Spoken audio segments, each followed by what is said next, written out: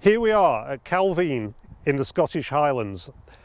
Where we're standing at the moment is about 10-11 miles northwest of the town of Pitlochry, and this is the place where one of the most famous UFO photographs in UK history was taken. And so the scene you can see behind me, you may have seen a simulated version of what this photograph looked like, showing the Scottish mountains in the background. This has been produced, this is like an artist's impression. So that's what a lot of people will have seen online, but the actual photograph was taken in a different position, which we can actually see from here. Now that is a first generation photocopy taken from an original print, where you can see a wire fence running in the background. Even with some what looks like wool from the local sheep caught on the fence, and we can see some Scots pine hanging from the top of the image. You can very clearly see the object, the diamond-shaped object that was described, and what appears to be one RAF aircraft immediately below it. And so the scene that you can see on the actual image, the Calvine photograph, we believe is up there on the hill, Struan Point. So this story should have originally been in the Daily Record. The photograph was taken one evening in August 1990. Two guys who were working in a hotel at Pitlochry called the Atholl Palace Hotel. They'd gone out after work to do a walk in this area. They'd parked at Calvine.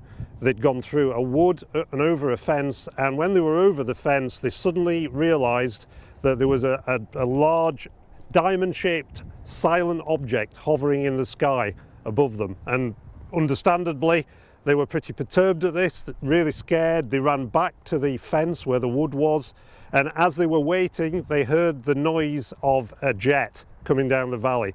And the jet appeared to go past this object, disappeared into the distance, and then sometime later returned and began circling around it. And at that point, they started taking photographs. I've been looking into this UFO photograph for some time, since some basic images were released by the National Archives in 2008. After a lot of investigative work, I managed to track down Craig Lindsay, who was the RAF press officer at the time, who received these images from the Daily Record in Glasgow. When we met, he brought the actual original colour photograph that he'd kept for 31 years, and I was able to examine that. He's basically spoken for the first time because I contacted him. I was able to track him down. No one had asked him about this until I called him. And he interviewed by phone one of the two witnesses who had actually been out here and actually seen this object in the sky and took the photographs. And they told a very straightforward, convincing story. They were obviously wanted to know what this thing was, whether they'd seen something that was secret. So they sent their photographs and negatives to the picture desk at the Daily Record in Glasgow. And it was the picture editor at this newspaper who phoned the RAF press office at RAF Petrivy Castle. So that's how Craig came into the story, and they said that they'd been sent these photographs and they'd like a comment. But Craig said, well, I'd need to see the photographs first before I could give any comment. So what happened was they sent one of the best images in an envelope by courier to the RAF Petrivy. So that's the point at which Craig then contacted Secretariat Air Staff 2A, which was, everyone knows, was the UFO desk in London. He faxed a copy of this image to them. They didn't seem particularly interested at first, but as soon as they saw the image, they came back and said, yeah, can you get hold of the negatives?